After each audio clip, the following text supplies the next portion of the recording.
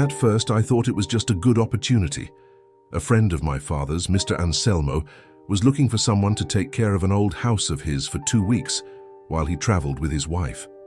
It was in the countryside of São Paulo, in a tiny village that barely shows up on the map. According to him, it was a family home built by his grandparents in the last century, and it needed some attention.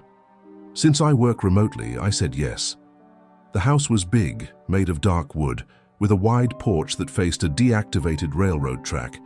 Literally, the track ran less than 20 meters from the back porch. He warned me that no trains had passed through there in years, ever since the line was shut down. I arrived on a Monday afternoon.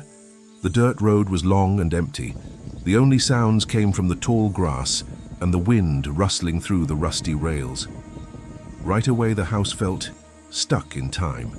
Floral wallpaper, antique furniture, black and white portraits on the walls, a smell of damp wood, and something else. Sweet, like old flowers. That first night, everything went fine. I made some coffee, read for a bit, and went to bed early. But around 2 a.m., I woke up to a very clear sound. A train whistle. Long, slow, mournful. I sat up in bed, cold all over. That didn't make any sense. I got up and went to the back of the house, looked out the kitchen window. The railroad track was there, empty, no movement, no lights. I went back to bed thinking I had dreamed it, but the next night, it happened again. This time, along with the whistle, I heard the sound of wheels on the tracks, that low metallic rumble, growing louder, like a train was approaching slowly, cutting through the silence of the night. I ran to the window. Again, nothing. But something caught my attention. The photos in the hallway, as they had changed. There was a new one, a woman in an old-fashioned dress, sitting on the back porch, staring straight at the camera. She wasn't there the day before. I swear. And worse, in the corner of the photo, someone had written by hand, "Waiting for the train." The next morning, I called Mr. Anselmo, trying to sound calm. He just chuckled. "Ah, that house has its stories, my boy. Old stuff. You wouldn't believe it even if I told you."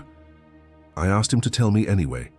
He said that back in the 1940s, a young woman named Marilia lived there.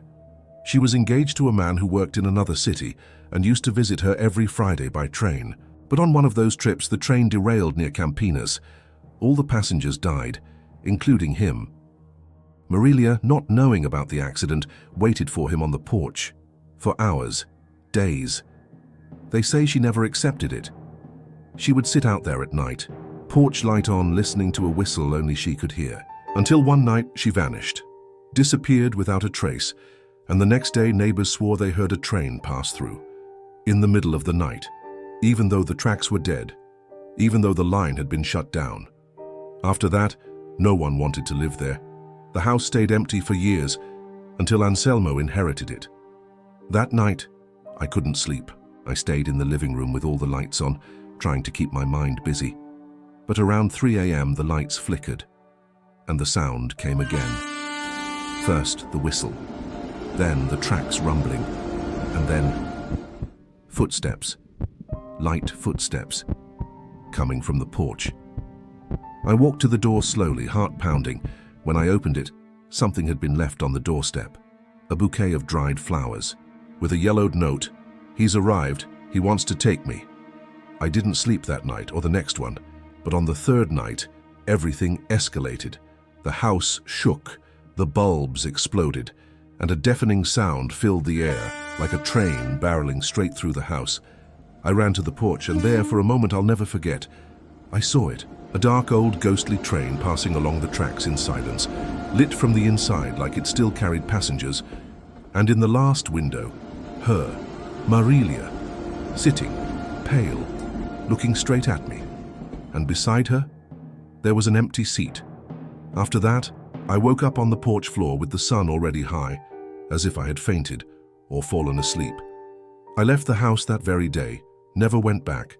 But sometimes here in the city, in the middle of the night, I still hear the whistle.